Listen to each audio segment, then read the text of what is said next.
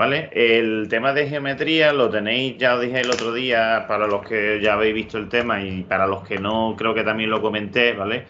Vamos a hacerlo a partir de 3 documentos. El primero va a ser el libro, ¿vale? El libro este el que tengo siempre, el que os enseño siempre, ¿vale? Que estaría aquí, lo tenéis que tener porque ya os lo he compartido. Serían los temas 10, 11 y 12 de ese libro, ¿vale?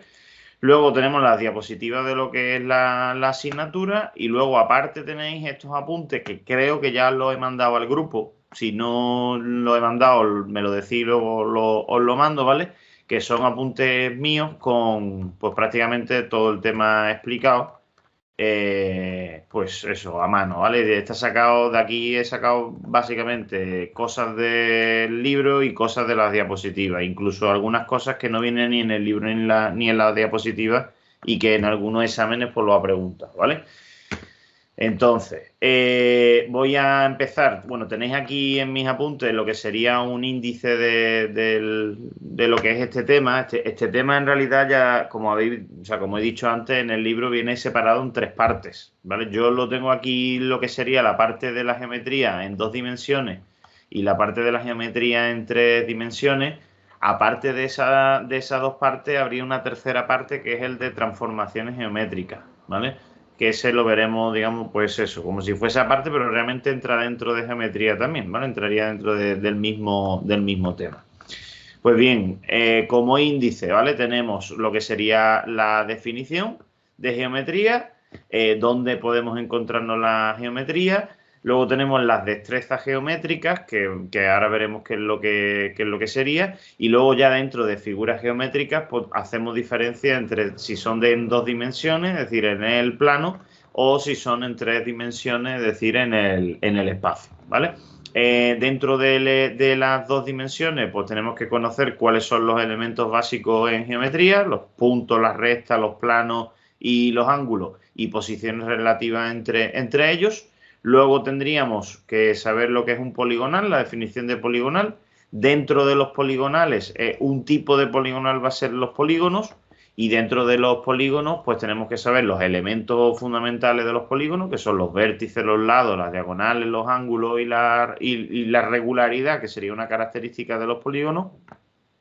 Y dentro de los polígonos, a su vez, pues tenemos los 2 más importantes, que serían los triángulos y los cuadriláteros, ¿vale? Y luego, aparte de los polígonos, pues tenemos la circunferencia y el círculo como pues otro tipo de figuras que no son polígonos ni poligonales, pero que también pues se dan en el temario, ¿no?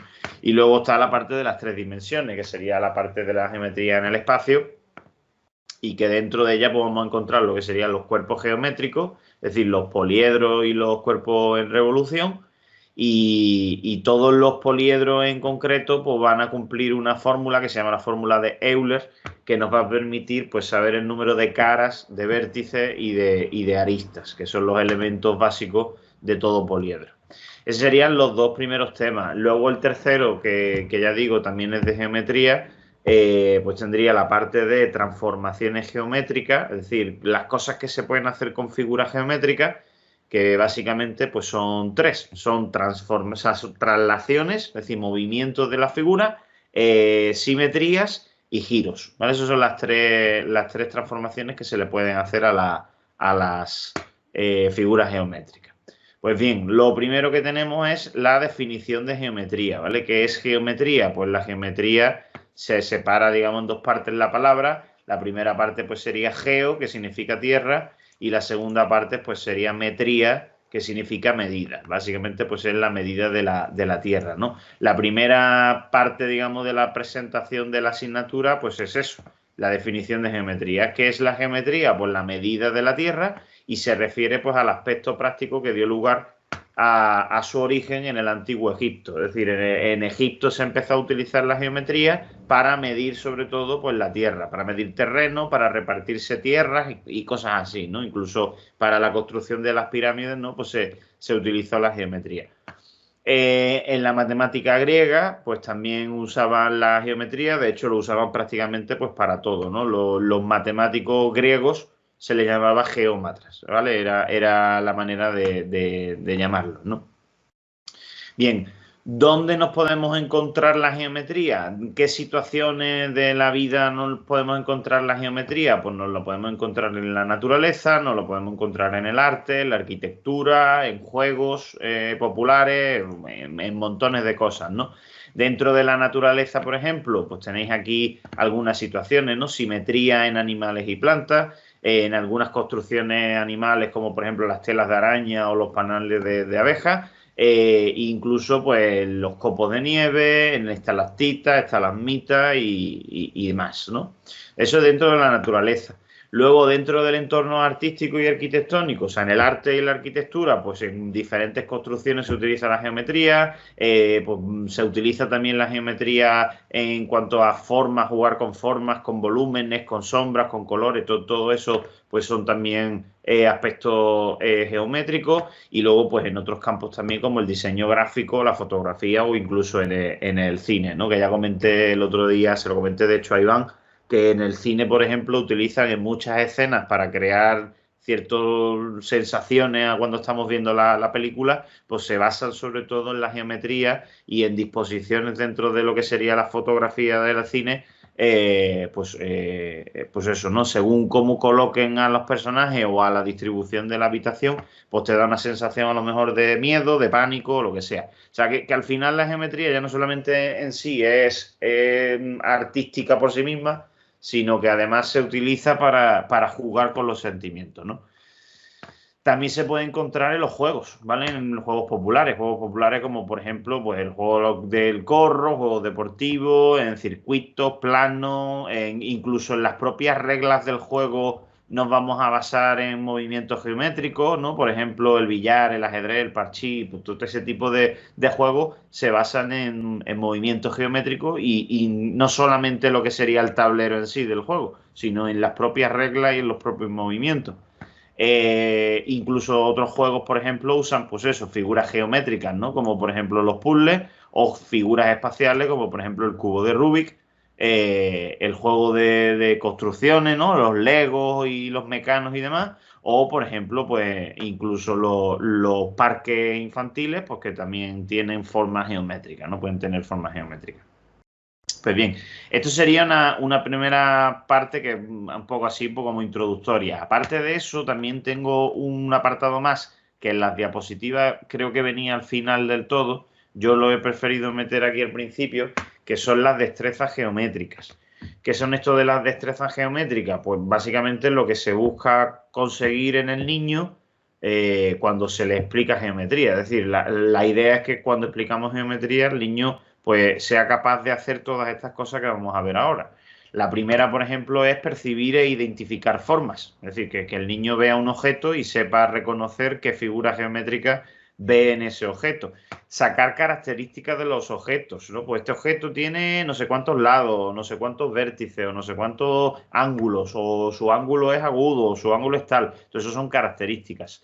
Definir, que es muy importante y que básicamente es lo que vamos a hacer en este tema. Nosotros vamos a dedicarnos a definir cosas en geometría. ¿Qué es definir? Pues decir qué es, básicamente. Y parece sencillo, pero al principio va a costar un poquito, sobre todo las cosas más elementales. Las cosas más básicas son quizás las más difíciles de definir normalmente, porque son tan, yo diría, tan obvias o tan familiares para nosotros que sí que sabemos reconocerlo, pero no somos capaces a lo mejor de saber expresarlos con palabras, ¿no? Y es difícil, muchas veces es difícil, ¿no?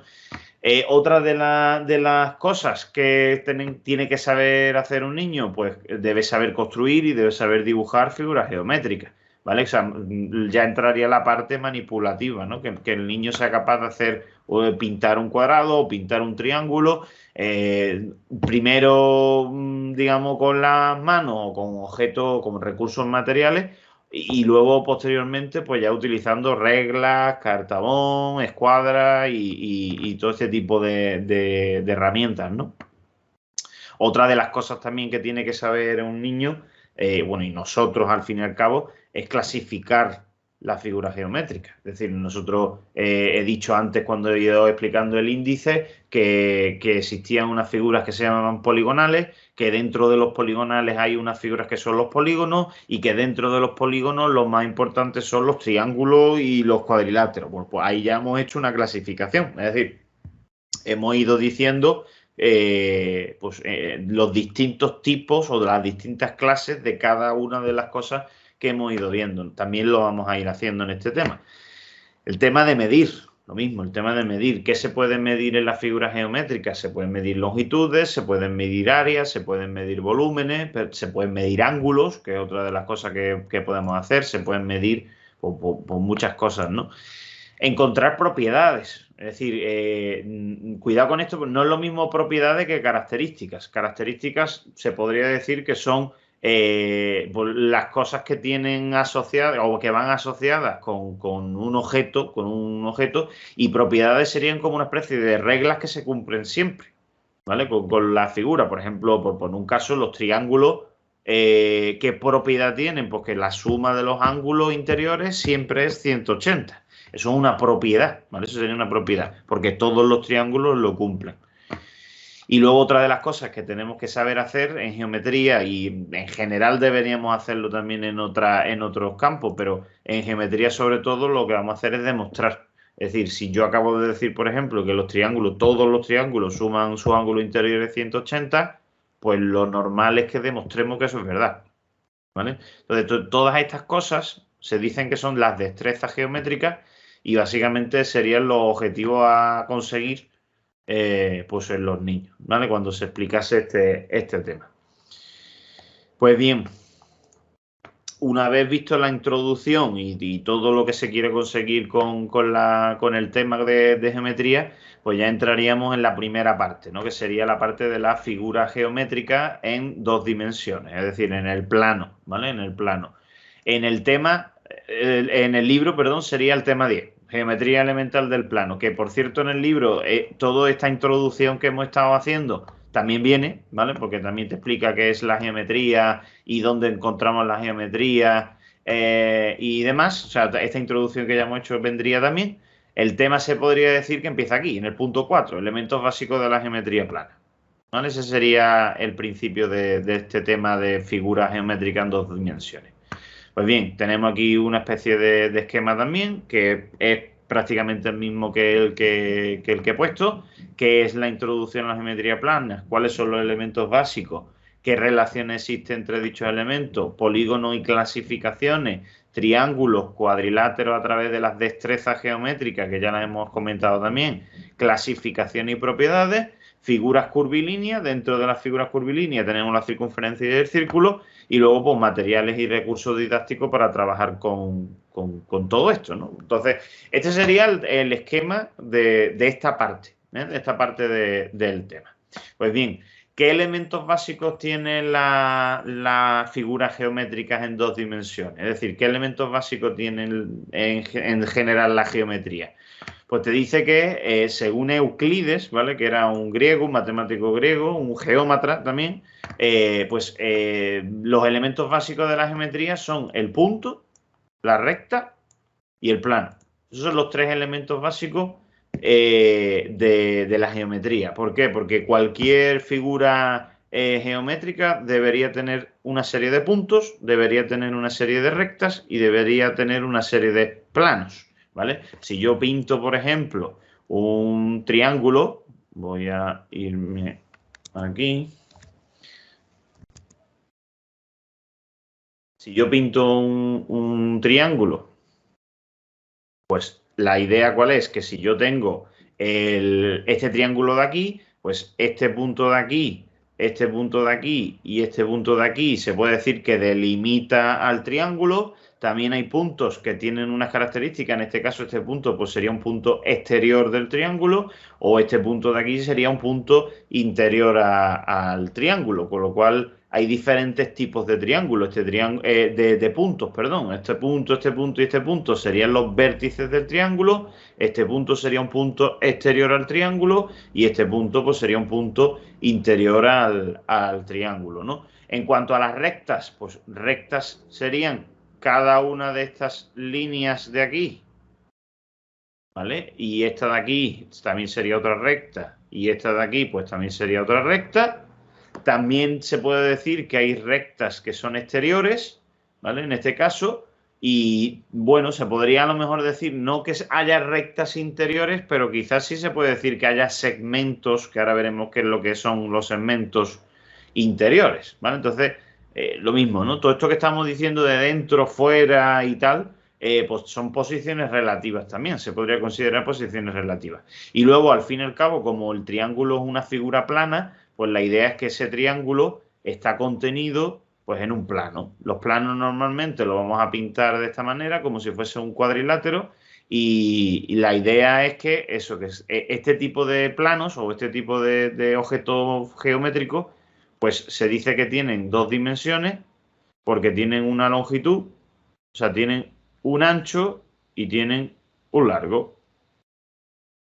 De hecho, los planos se supone que son infinitos, es decir, esto continúa para allá y esto continúa para allá y esto continúa para allá y esto continúa para allá. O sea, que realmente lo dibujamos de alguna manera así, pero realmente los planos no son así, sino que no terminan, ni tienen principio ni tienen final, ¿no? Entonces, todo esto que estoy diciendo de los puntos, de las rectas y de los planos, una de las cosas que hemos dicho que tendríamos que hacer nosotros sería definirlos.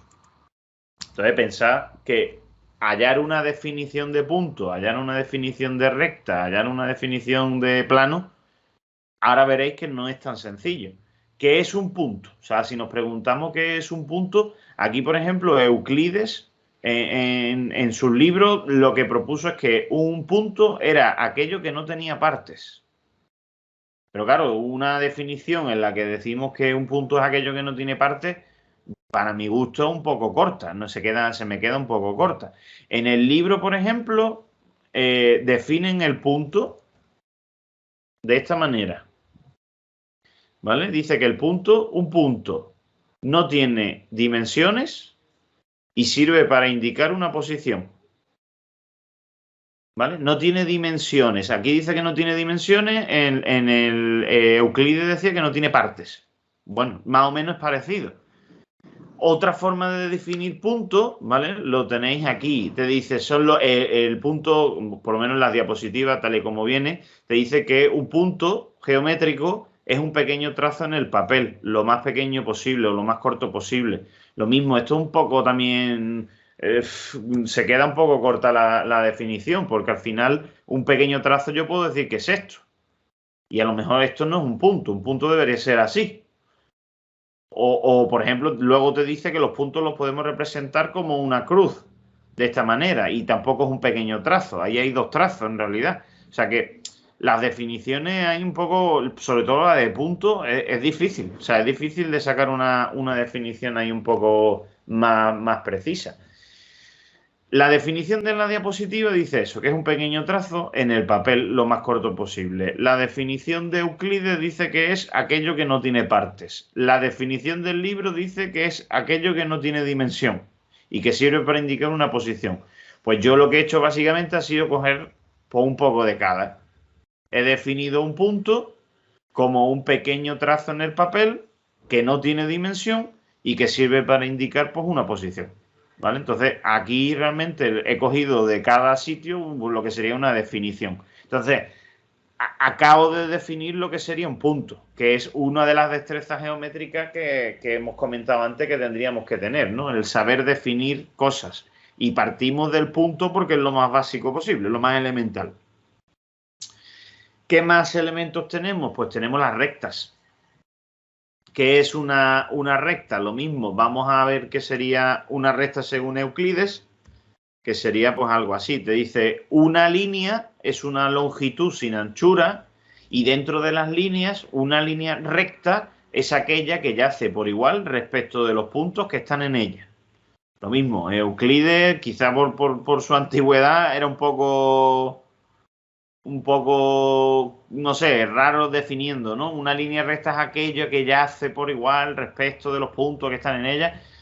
Básicamente lo que quería decir era que como una recta está formada por puntos, pues si este punto está al lado de este punto y al lado de este y al lado de este y al lado de este y al lado de este, pues conforme voy moviéndome a lo largo de esos puntos que están uno al lado de los otros, pues lo que se va formando va siendo pues una recta.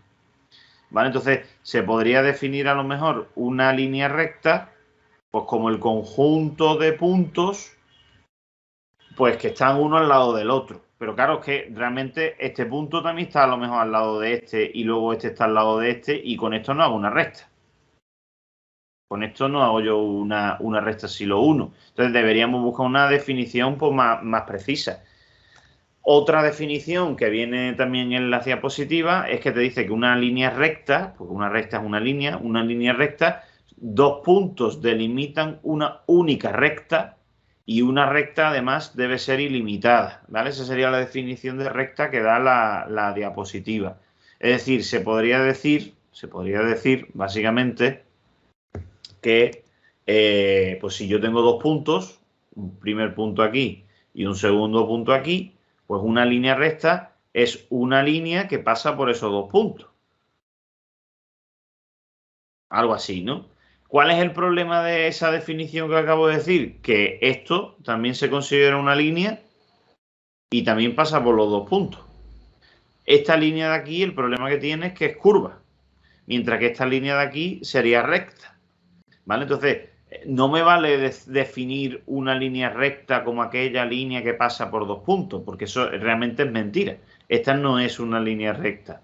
Entonces, ¿qué tendríamos que decir? Que una línea recta es aquella que pasa por dos puntos manteniendo constantemente la dirección, que es lo que básicamente tiene una recta, una única dirección, ¿vale? Entonces, al solo tener una dirección, pues se puede decir de ella también, que de hecho lo dice el libro, pues que las rectas, una de las líneas que pasan por dos puntos A y B es una línea recta, una de ellas, porque hay varias, hemos dicho, y una línea recta se entiende como el camino más corto entre esos dos puntos del plano. Y además tiene solamente una sola dimensión, que se dice que es su longitud. ¿Qué significa eso de que tiene una sola dimensión? Pues que solo tiene una dirección. Es decir, solo sigue un camino, ¿vale? Esta sería una buena definición de recta realmente. La que yo tengo aquí apuntada es una línea que pasa por dos puntos y no tiene un principio ni final. O sea, aquí mi definición, por ejemplo, le faltaría añadir aquí que tiene que ser recta, una línea recta que pasa por los dos puntos y que no tiene ni un principio ni un final. Habría que añadir también el tema de la dirección, ¿no? De que tiene una única dirección o una única dimensión. O sea, aquí tenéis el ejemplo que he puesto antes en la pizarra, que sería, pues eso, ¿no? Si tengo este punto A y tengo este punto B, la línea que pasa por A y por B sin cambiar la dirección, pues esa sería la línea recta. El resto, que es esta de aquí, por ejemplo, o esta de aquí, por ejemplo, pues serían casos de líneas también, pero líneas curvas, no líneas rectas, ¿vale? Entonces, la idea, como decía el libro, es que desde A hasta B, la manera más corta de llegar de A a B, pues sería mediante una línea recta, porque al no cambiar de dirección, pues se supone que esa longitud es más corta, ¿no? Es más pequeña. Bueno, pues precisamente una vez que tenemos la recta ya definida, pues resulta que las rectas tienen una serie de partes, ¿vale? Dentro de lo que serían las rectas podemos encontrarnos varias partes. Dentro de las rectas, por ejemplo, pues podemos tener en el dibujo que hemos hecho antes, si tengo, por ejemplo, algo así, si tengo una línea recta y este es el punto A y este es el punto B, pues se dice que la parte que va desde A hasta B, es decir, que tiene un principio y que tiene un final, pues a eso se le llama segmento, ¿vale? Mientras que las partes que quedan a los laterales, es decir, de A para la izquierda y de B para la derecha, a esas partes se le van a llamar semirrectas. Las semirrectas, pues tienen, digamos, se puede decir que tienen un principio pero no tienen un final. ¿Por qué? Porque sabemos que parte desde aquí y que va para la izquierda, pero esto puede continuar todo lo que queramos. Y en este caso, pues lo mismo, esto puede continuar todo lo que queramos. Ahora, empezaría desde el punto B. ¿Vale? Entonces, una recta, pues podemos decir que se divide, si está cortada por dos puntos, pues se divide en tres partes. Dos semirrectas y un segmento. ¿vale? Entonces, de nuevo, tendríamos que definir qué es un segmento y tendríamos que definir, pues, qué es una semirrecta, ¿no?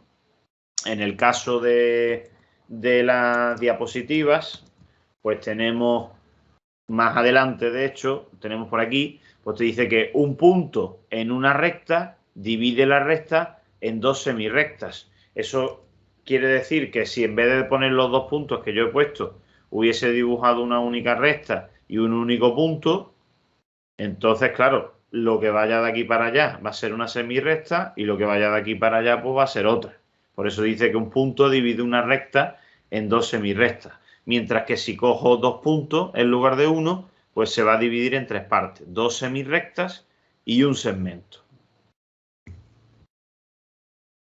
¿Vale? El punto se le llama extremo, ¿vale? El punto ese que hemos comentado, pues se le llama extremo, con lo cual ese extremo pues, va a ser el principio de la semirrecta y el problema pues que no tiene final, digamos, no tendría final. Luego además, por otro lado, te dice que dos puntos sobre una recta pues delimitan a un segmento, que ya lo hemos comentado, y los puntos pues, son los extremos o vértices del segmento. ¿Vale? Entonces, eso en cuanto a las rectas. Y continuando un poco más con las rectas, pues podemos indicar también lo que son las posiciones relativas. Las posiciones relativas de las rectas, si tenemos dos rectas y cada recta tiene una dirección, pues en ese caso se dice que son secantes. Si tenemos dos rectas y ambas tienen la misma dirección, es decir, no se van a cortar nunca en ningún punto, aquí por ejemplo sí se cortaban en un punto, pero aquí no se van a cortar, pues estas serían paralelas. Si tengo dos rectas, pero en realidad son una, porque está una encima de la otra, es decir, son la misma recta en realidad, pues en ese caso se dice que son coincidentes. ¿Vale? Estas serían las posiciones relativas de las rectas. También podemos hacer posiciones relativas de rectas con respecto a puntos. Yo puedo tener una recta y tener un punto dentro de la recta, o sea que este punto se dice que pertenece a la recta. Pertenece. Se puede coger un punto que esté fuera de la recta y decir que es un punto pues exterior. ¿Vale? Estos serían los dos casos en cuanto a punto y a recta, ¿no? Pues eso son las posiciones relativas de dos rectas entre sí o de una recta con respecto a un punto, que eso también lo tenéis en las diapositivas, ¿vale? Eso lo tenéis creo que más adelante, si no recuerdo mal. De todos modos, en mi apuntes viene también, ¿vale? Lo tenéis por aquí. Las posiciones relativas de las rectas, ¿vale? Las tenéis en este caso. Las posiciones relativas de las rectas pueden ser secantes, que se cortan en un punto, paralelas, que no se cortan porque tienen la misma dirección, o coincidentes, porque todos los puntos pues coinciden. Y luego la parte de semirrecta y segmento, que ya lo hemos comentado también, pues también estaría definida. Semirrecta tiene un principio, pero no tiene un final. Es una parte de la recta que va desde un punto, un extremo, hasta el infinito, y un segmento pues sería una parte comprendida entre dos puntos y que tiene un principio y un final, ¿vale? Tendría los dos extremos, digamos. Bien. Por cierto, un caso concreto dentro de secante, pues sería el caso de ser perpendiculares. O sea, dentro de este caso, pues tenemos también que si las rectas son secantes entre sí y formando un ángulo de 90 grados, pues si forman un ángulo de 90 grados, pues se dice que son perpendiculares. ¿Vale? Perpendiculares. También se puede decir que son ortogonales, ¿vale? Esa palabra es sinónima. Ortogonales. Ser ortogonal o ser perpendicular se suele representar con este símbolo, ¿vale? Que es como una T boca abajo. ¿Vale? Este símbolo de aquí es el que se utiliza para indicar que algo es perpendicular, que algo es ortogonal, ¿vale? Vale, pues entonces resulta que ahora ya ha aparecido otro concepto nuevo que sería el tema de los ángulos. ¿Vale? Otro concepto nuevo. ¿Qué es un ángulo? ¿Vale? ¿Qué sería un ángulo? Pues si hemos dicho que las rectas secantes se cortan en un punto, Resulta que la región del espacio comprendida entre dos rectas secantes, a esa parte, a esa región del espacio, o sea, a toda esta zona, digamos, pues se le llama ángulo. ¿Vale? Este sería el ángulo. Entonces, como definición, pues podríamos decir que un ángulo es la región del espacio o la zona del plano delimitada por dos rectas. Pero técnicamente dos rectas no forman un ángulo, sino que formarían cuatro, porque aquí hay otro y aquí hay otro. Técnicamente, un ángulo debería ser la región limitada por dos semirrectas. Es decir, esta primera semirrecta de aquí y esta segunda semirrecta de aquí sí que forman un único ángulo, que sería pues esta región de aquí. Entonces, a la hora de definir qué es un ángulo, no deberíamos utilizar las palabras rectas, deberíamos utilizar las palabras semirrectas. De hecho, pues si nos vamos a las definiciones, ¿no? Tenemos aquí, por ejemplo, un ángulo, pues es la porción del plano limitada por dos semirrectas. Ahí lo tenéis, ¿vale? Con el mismo extremo además, es decir, tienen que empezar las semirrectas en el mismo sitio, de ahí que el vértice este, el punto, pues sea un punto común, ¿no? Sea un punto común a esas dos semirrectas. Bien, más cosas. Ahora seguimos con el tema de los ángulos. Más elementos básicos que tiene la geometría, pues hemos dicho que estaban los puntos, hemos dicho que estaban las rectas y hemos dicho que estaban los planos. Un plano hemos dicho que se representa también de esta manera, pero si tuviéramos que definirlo, ¿vale? Con palabras, pues tenemos por un lado la definición que nos daba Euclides, ¿vale? Que Euclides en concreto no lo llama plano, sino que lo llama superficie y dice que una superficie es aquello que solo tiene longitud y anchura. Es decir, tiene dos dimensiones, longitud y anchura. Y además una superficie plana es aquella superficie que yace por igual respecto de las líneas que están en ella. Que esto viene a ser un poco la misma definición que da la recta en cuanto a los puntos. Los puntos tienen que ser, te dice que es la que ya hace por igual respecto de los puntos. Pues aquí sería la que ya hace por igual respecto de las líneas. ¿Por qué la define de esa manera? Porque igual que los puntos, si yo coloco uno al lado del otro, se va formando una recta, pues si yo voy colocando una recta al lado de otra, al lado de otra, al lado de otra, al lado de otra, al lado de otra, lo que se va a formar va a ser pues un plano, ¿vale? O sea que el plano sería el conjunto de todas esas rectas, ¿vale? De ahí que lo defina de esa manera Euclides, ¿no? Otra definición para plano que da la diapositiva, pues dice que es cualquier recta que tenga dos puntos comunes con un plano, está contenida en él, y una recta y un punto exterior a ella determinan un único plano. Pero realmente esto que viene aquí, más que una definición, se podría decir que es una propiedad que tienen los planos. Es decir, un plano tiene que tener una propiedad que es que dos rectas que tengan dos puntos en común con un plano tiene que estar contenida en ella. Es decir, si hay una recta que tenga en común con dos planos, tiene que estar por fuerza dentro. Eso quiere decir básicamente que si yo tengo un plano y tengo dos puntos del plano, de adentro del plano, si de aquí a aquí hay alguna recta que pase por esos dos puntos, por narices la recta que pase por esos dos puntos tiene que estar dentro del plano. Si es recta, obviamente si hubiese sido curva podría haber hecho así, podría haber hecho algo así y haberse salido del plano por abajo. Pero esto no es recto, esa es la historia.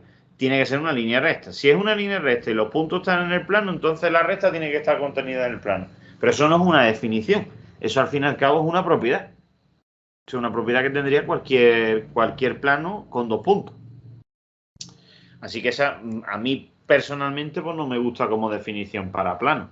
En el libro, por cierto, para plano, tenéis aquí, de hecho es lo primero que define, y lo define basándose en la definición de nuevo de Euclides, que para Euclides un plano tiene dos dimensiones, ¿vale? Para Euclides un plano tiene dos dimensiones, y dice eso, ¿no? Que la superficie es aquello que solo tiene una longitud y que solo tiene una anchura, cosa que ya hemos comentado antes. Pero bueno, que lo vuelvo a poner por aquí, que la idea es eso, que este sería el ancho y el largo, ¿no? O el largo y el ancho. Largo y el ancho. Lo único que, cuidado con los dibujos, que es lo que he dicho antes, esto se supone que es infinito. Es decir, esto sigue hacia la izquierda y sigue hacia la derecha, con lo cual el largo no se podría medir. No tendría una medida porque sería una medida infinita. Y el ancho lo mismo, tampoco se podría medir porque esto puede continuar y esto puede continuar para atrás y me saldría una anchura también infinita. Pero se le llama así, o sea, se le llama largo a esta medida y se le llama ancho pues a esta otra medida, ¿no? Yo, ¿qué es lo que he puesto para plano, para definir plano? Pues he puesto que básicamente, a ver si lo encuentro aquí, un plano pues es una superficie del espacio que tiene dos dimensiones, una longitud y una anchura, y no tiene ni principio ni fin, cosa que pues habría que tener en cuenta, sobre todo por eso, porque el dibujo en concreto pues, puede llevar a confusión, ¿no? Pues cuando pintamos el cuadrilátero, pues parece que es que solamente tiene esta medida y no es así, puede ser más para atrás, más para adelante y más para la izquierda y a la derecha, ¿vale? Venga, pues más cosas. Seguimos por aquí. Dice que una recta divide el plano en dos semiplanos. ¿Eso es verdad? Pues sí, la idea es que sí. ¿Por qué? Porque si yo cojo un plano, que ya digo que es infinito, cuidado con eso, y yo pinto una recta, que también es infinita, por cierto, porque esto continúa y esto continúa, por muy grande que sea el plano, esto va a seguir, va a seguir, va a seguir. ¿Y qué va a ocurrir? Que se va a dividir el plano en dos partes siempre. Esta por un lado y esta por otro. A cada una de esas partes pues se le llama semiplano. Y a esta igual. ¿Vale? Entonces, igual que una recta, al dividirla por un punto se divide en dos semirrectas, pues un plano al dividirlo con una recta, pues se divide en dos semiplanos. Y luego te dice que si dos rectas son paralelas, entonces lo que va a ocurrir es que va a dividir el plano en tres partes. ¿Y cómo se van a llamar esas partes? Pues dos de ellas se van a llamar semiplanos y la parte central, la parte de en medio, pues se va a llamar franja. Es decir, sería algo así, ¿no? Sería como el dibujo de antes, solo que ahora, si el plano es así, pues en lugar de pintar una sola recta, pues lo que haríamos sería pintar dos rectas paralelas, porque tienen que ser paralelas entre sí, de tal manera que pues esta zona de aquí va a ser un semiplano, esta zona de aquí va a ser otro semiplano y la parte comprendida entre ambas, esta zona de aquí, pues se le llamaría franja. Entonces los semiplanos, pensad que esto continúa y que esto continúa. La franja también obviamente continúa y continúa, pero se podría decir que está limitada de alguna manera, con lo cual pues podríamos decir que tiene un principio y tiene un final, al menos en una de las dimensiones, ¿vale? En una de las dimensiones que hemos visto. ¿Qué posiciones relativas pueden tener dos puntos en el plano? Te dice, ¿qué posición relativa pueden tener dos puntos en el plano, en un mismo plano? Pues si pintamos un plano, ¿vale? Si pintamos un plano y pintamos dentro del plano dos puntos, ¿qué ocurre con ellos? Que siempre, ya hemos visto por la definición de antes, siempre va a existir una recta que pase por esos dos puntos. A la vez, una línea recta que pase por esos dos puntos. Entonces, siempre se dice que dos puntos están alineados. Siempre. Dos puntos siempre van a estar alineados. Ahora bien, si yo tengo un plano y en lugar de tener dos puntos tengo tres, pueden pasar dos cosas. Que los tres puntos pertenezcan también a la misma recta, que en ese caso también se diría que los tres puntos están alineados, pero también podría pasar que tuviésemos tres puntos y que los tres puntos no estuviesen contenidos en una única recta porque fuese imposible. Si uno esté con este, ya este se queda fuera. ¿Vale? Este se queda fuera. Y si uno esté con este, el que se queda fuera es este de aquí. Entonces, estos tres puntos de aquí, pues se diría que no están alineados.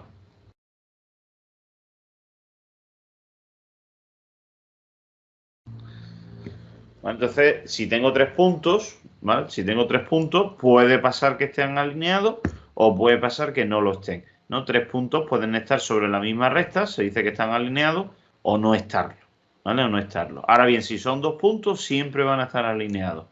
Y ahora, ¿qué posición relativa pueden tener dos rectas en el plano? Pues lo mismo que hemos dicho antes, dos rectas, ¿cómo podían ser dentro de un plano? Pues pueden ser secantes, o pueden ser paralelas, o pueden ser coincidentes, ¿vale? Que ya hemos visto los dibujos y demás. Pues bien, volvemos otra vez a la parte de ángulo, que he dicho que es la región o la zona del plano limitada por dos semirrectas que comparten el mismo extremo, ¿vale? Que tienen el mismo extremo. Entonces, a ese extremo, a ese punto en común, se le va a llamar vértice y a las semirrectas se le llaman lados. Es decir, que si nos vamos de nuevo al dibujo del ángulo de antes, que pinté por algún lado, no, a ver si lo encuentro aquí arriba. Si este es el ángulo, entonces a este punto de aquí, pues se le llama vértice. Y a este lado de aquí y a este lado de aquí, a las semirrectas, pues se le llaman lados del ángulo. Y este igual, lado y lado del ángulo, ¿no?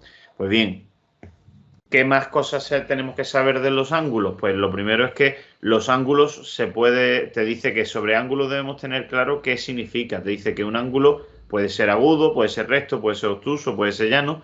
Eso es una clasificación. Ya hemos dicho que en geometría una de las cosas que tenemos que saber hacer es clasificar, ¿vale? Entonces, en el libro, en concreto, pues tenéis para la parte de lo que serían los ángulos, ¿vale? Pues tenéis aquí comparación y medida de ángulo. Un ángulo es agudo, ¿vale? O un ángulo es recto o un ángulo es obtuso. Aparte también puede ser ángulo llano o puede ser también ángulo completo, ¿vale? Lo tenéis por aquí, ángulo llano y ángulo completo. Eso en el libro. En mis apuntes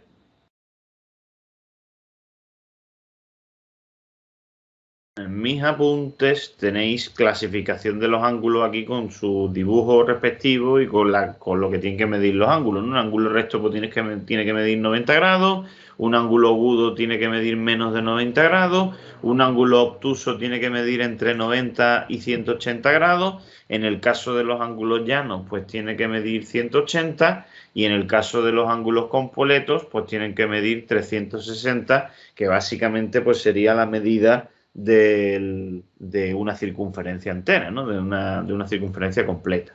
Entonces, los ángulos en que se miden en grados. También se pueden medir en radianes, pero vosotros en principio radianes no tenéis que utilizarlo.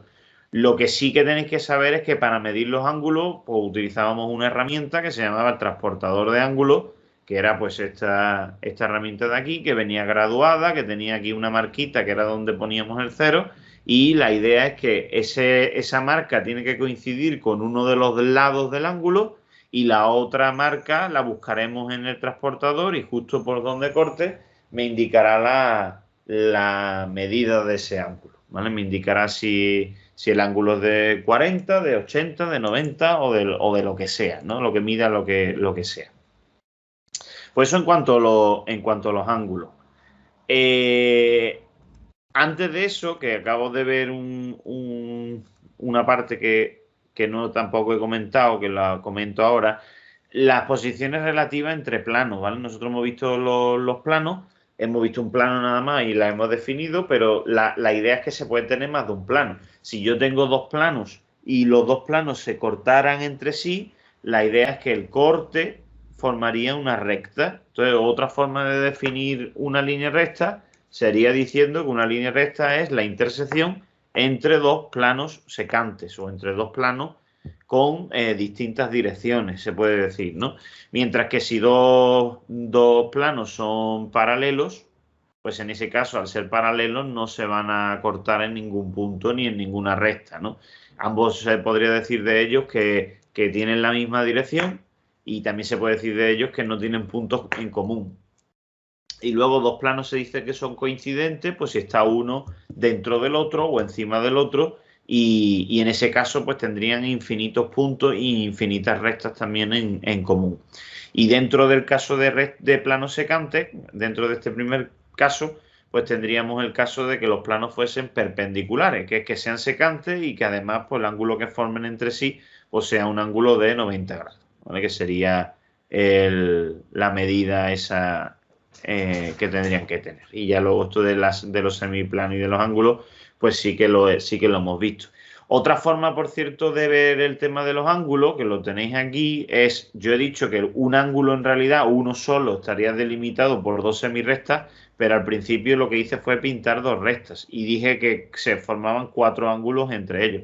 Esos cuatro ángulos que se forman, este y este, juntos formarían una circunferencia. Luego los cuatro juntos, pues tendrían que sumar 360 grados.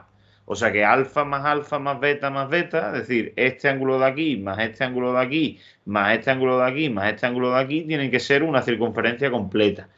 Y teniendo en cuenta que alfa más alfa son dos alfa y que beta más beta son dos beta y que 360 es 360, pues dos alfa, dos beta y 360 se puede dividir toda esa ecuación entre dos. 2 entre 2 me quedaría un alfa, 2 entre 2 me quedaría un beta y 360 entre 2 pues me quedaría 180 y eso básicamente pues viene a decir pues que los dos ángulos, alfa y beta, pues tienen que sumar un ángulo llano. Cosa que también tiene sentido porque alfa, que es esta parte de aquí, y beta, que es esta parte de aquí, juntos son básicamente la región del espacio que queda por encima de esta recta de aquí. Y como la recta precisamente siempre va a formar un ángulo de 180, pues obviamente pues se cumple esa condición, ¿no? Y otra de las cosas que tenéis que tener en cuenta es que cuando se tienen dos semirrectas y hemos dicho que dentro, en la parte interior de esa semirrecta, se forma un ángulo, a ese ángulo o a esa parte se le puede llamar parte convexa. Es decir, sería como algo así como la parte interior del ángulo. Y la parte que queda por fuera se va a llamar parte cóncava. Con esto había que tener también cuidado, ¿vale? ¿Por qué? Porque en algunas figuras, bueno, en los polígonos sobre todo, ¿vale? Si yo pinto, por ejemplo, algo así, un cuadrilátero de esta forma, o un pentágono de esta forma, esto de aquí sería un ángulo interior.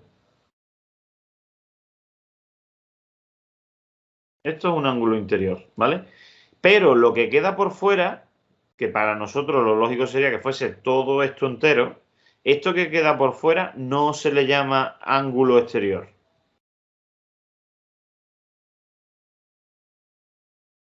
No se le llama ángulo exterior a eso. A esa parte de fuera se le llama, como ya acabo de decir ahora mismo, parte cóncava. A esa parte, ¿vale? Se le llama parte cóncava.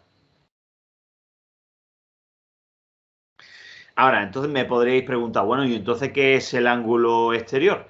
El ángulo exterior no es todo. El ángulo exterior se puede representar si yo prolongase uno de los lados, uno de las semirrectas, si lo prolongo, bueno, pues la parte que me quede aquí, esta parte de aquí, esa sería el ángulo exterior solamente.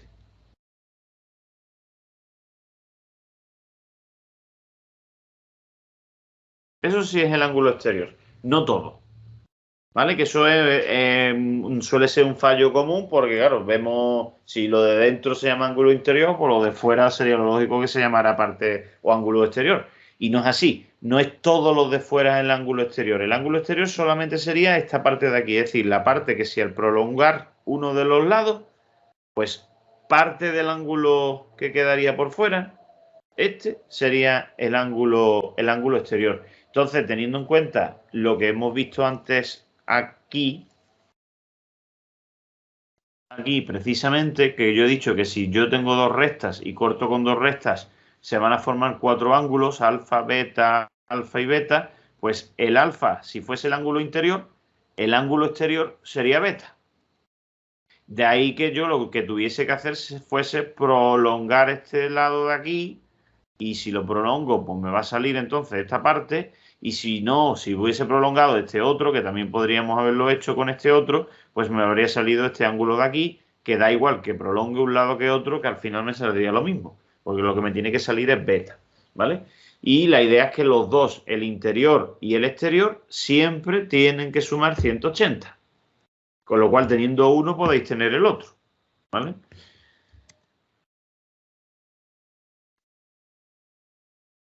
¿Vale? Si, por ejemplo, de aquí, ¿no? Del mismo dibujo, por poner otro ejemplo. Si este es el ángulo interior, el ángulo exterior no es todo lo de fuera, sino que el ángulo exterior sería coger uno de los dos lados, por ejemplo, este de aquí, y prolongarlo. Si yo lo prolongo, entonces ¿qué me queda? Esta parte. Pues esta parte es el ángulo exterior. Si yo hubiese decidido prolongar, por ejemplo, el otro, este de aquí, pues entonces si yo prolongo este, si este es el ángulo interior, este sería el ángulo exterior. Pero es que este ángulo de aquí y este ángulo de aquí son iguales, son el mismo, son beta, el beta del dibujo de antes. O sea, este sería el mismo ángulo que este de aquí. Y este ángulo, por cierto, sería el mismo que el de aquí.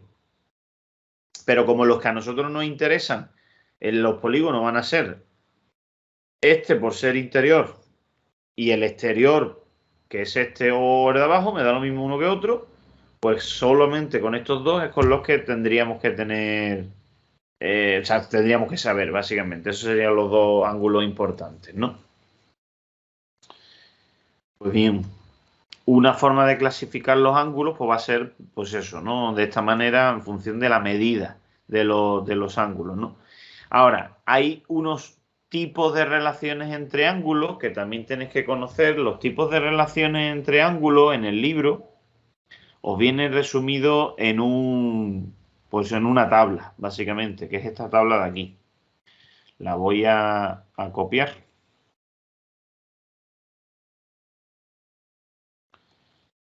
¿Vale? Es esta tabla de aquí. Esa tabla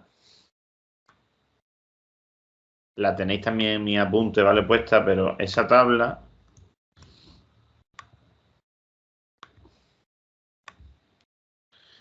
pues dice lo siguiente, ¿vale? Dice que dos ángulos son congruentes si su amplitud tienen la misma medida. ¿Eso qué quiere decir? Que si los dos ángulos son iguales, es decir, si yo pinto un ángulo así, por ejemplo, y luego por otro lado pinto un ángulo que sea así, por ejemplo, y yo digo que esto mide 30, no es que lo diga, sino que mide 30, y también digo que este mide 30, pues entonces si este ángulo y este ángulo miden los mismos, pues los dos son congruentes.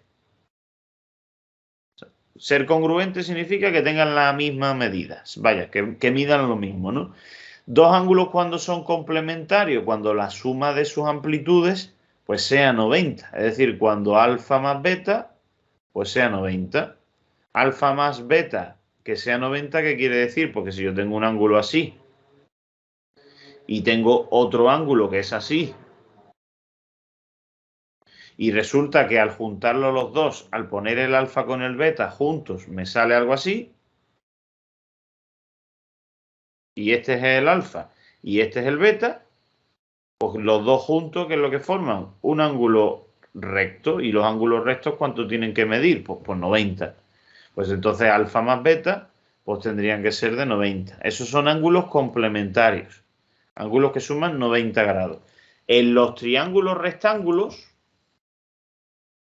en cualquier triángulo que sea rectángulo, como este ángulo mide 90 grados, y he dicho antes, cosa que tendremos que demostrar más adelante, pero he dicho antes que si este ángulo de aquí lo llamo alfa y a este ángulo de aquí lo llamo beta, como he dicho que los tres ángulos de un triángulo tienen que sumar siempre 180, la idea es que alfa más beta más 90, pues tienen que sumar 180. Y entonces, si yo despejase de ahí, pasando el 90 que está sumando, al otro lado restando, pues como 180 menos 90 son 90, pues me queda que alfa más beta tiene que ser 90 siempre. Eso en un triángulo que sea rectángulo, ojo. ¿Vale? Entonces, en cualquier triángulo rectángulo, los dos ángulos que tiene, que no es el recto, son complementarios, tienen que serlo. Tienen que ser complementarios. Y los ángulos complementarios tienen una particularidad que no tenéis por qué saber, pero que os lo voy a poner por si acaso, que es que el seno del primero siempre tiene que ser igual al coseno del segundo y el coseno del primero siempre tiene que ser igual al seno del segundo. Esto se tiene que cumplir siempre.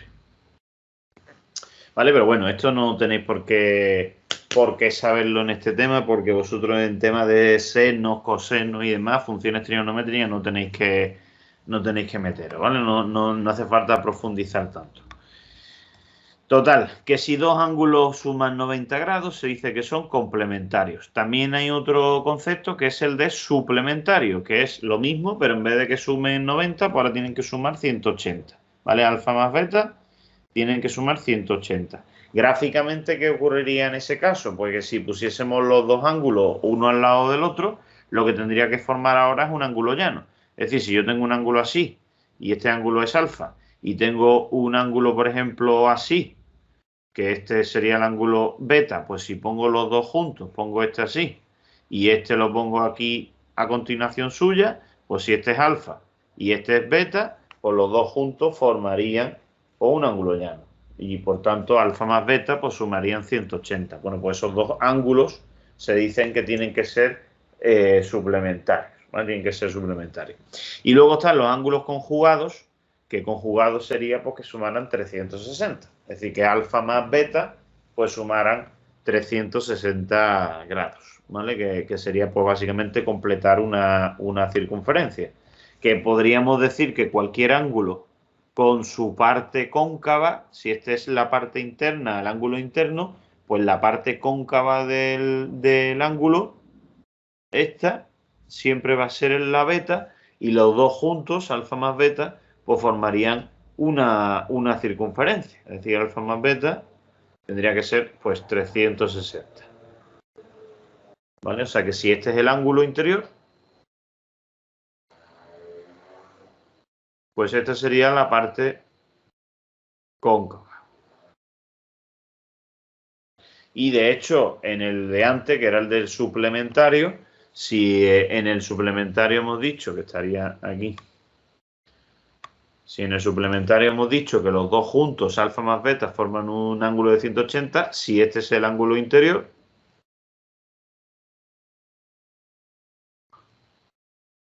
si este es el ángulo interior, pues este ángulo de aquí tiene que ser el ángulo exterior.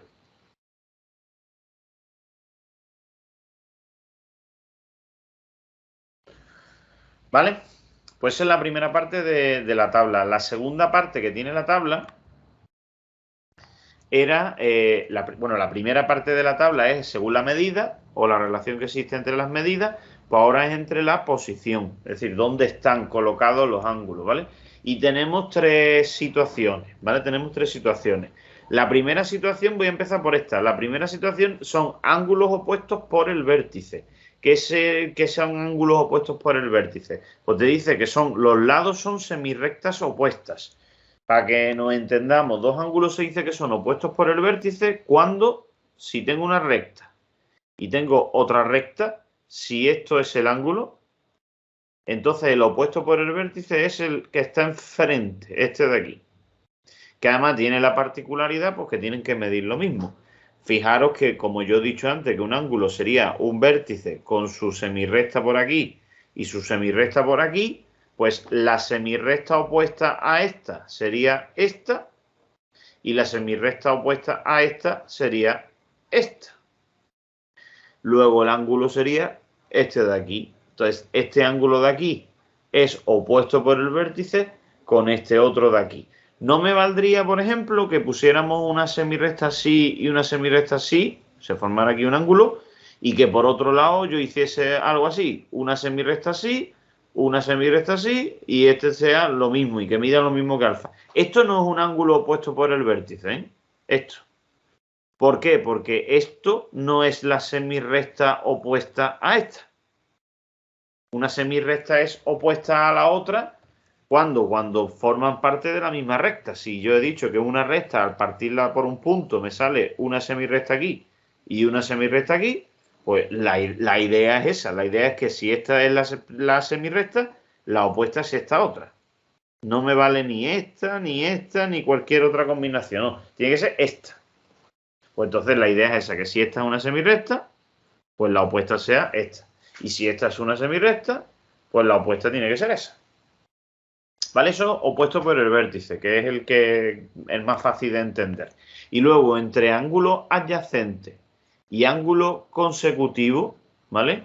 La diferencia está precisamente en la definición. Por eso es importante que cuando definamos algo en geometría y en general, lo definamos muy bien, porque puede haber, digamos, problemas de ambigüedad. Fijaros en las definiciones. Un ángulo se dice que es adyacente si tiene un vértice y un lado en común, pero no tienen ningún punto interior en común. Mientras que un ángulo es consecutivo si tienen un lado y el vértice en común. Es decir, eso es lo mismo que pone esto. Fijaros. Tiene un vértice y un lado en común. Tiene un lado y el vértice comunes. O sea, es lo mismo. Esa parte es exactamente la misma. La diferencia está aquí. Aquí es donde está la diferencia, en toda esta parte. Esa es la parte que me importa y que los diferencia de los dos. ¿Qué dice esa parte? Que no tienen ningún punto interior en común. ¿Eso qué quiere decir? Eso quiere decir lo siguiente. Si yo tengo un ángulo así, como tiene que tener el vértice y un lado en común, pues si el vértice es este punto y como lado común, pues cojo por ejemplo este, la idea es que yo podría pintar aquí un ángulo también, y si este primer ángulo lo llamo alfa y a este segundo ángulo lo llamo beta, pues estos dos ángulos se dirían que son adyacentes. ¿Por qué? Porque cumplen la condición de que tienen un vértice y tienen un lado en común. Pero es que esa condición también la tienen los de consecutivos. ¿Tienen un lado en común? Sí, este. ¿Tienen un vértice en común? Sí, el vértice este de aquí. Con lo cual, este dibujo que acabo de hacer también se podría decir de él que son consecutivos.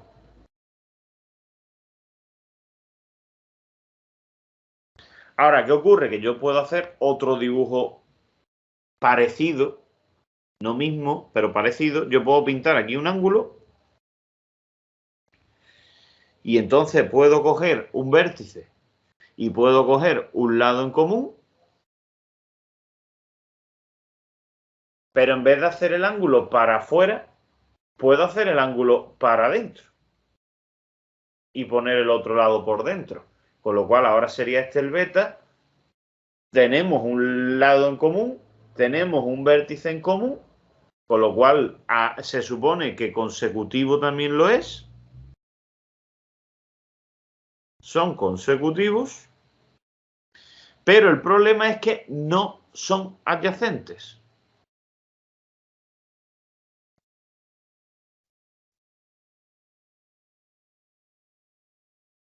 Estos no son adyacentes.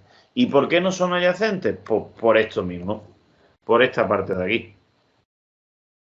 Porque para que sea adyacente no tiene que tener ningún punto interior en común. Hemos dicho antes que un punto era interior, pues si estaba dentro del ángulo, o sea, dentro de la región del ángulo. ¿Y qué ocurre con estos dos ángulos de aquí? Que si yo cojo, por ejemplo, un punto de la zona B,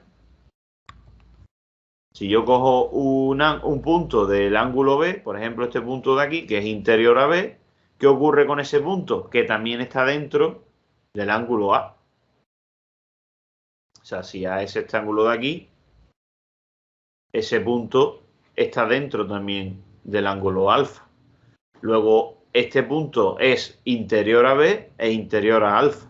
Y según la definición de adyacente, si un punto es interior a 1, no puede ser lo del otro. Fijaros en este dibujo primero. En este dibujo primero, si el ángulo alfa era esta parte de aquí, un punto interior a alfa es este de aquí. Y ese punto que es interior a alfa no pertenece a B, a beta. Y pasa lo mismo con beta. Si yo cojo un punto en beta, ese punto en beta no pertenece a alfa en ningún momento.